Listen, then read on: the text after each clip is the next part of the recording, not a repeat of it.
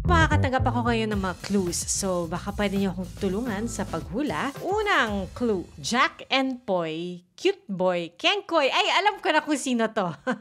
Isa siyang eligible bachelor. At pinakabagong host ng I Wonder, may suwabing bigote at malikot ang kukote. Eh, sure na ako kung sino to. Hindi naman si Susan Enriquez, di ba? Eh di si Empoy ang ating surprise guest for today. Ikaw ba yan, Empoy? Surprise! Salamat sa surprise! Uy, nagulat ako dun sa isang clue. Eligible bachelor ka pa pala. Oh Totoo my ba yan? goodness. What's that?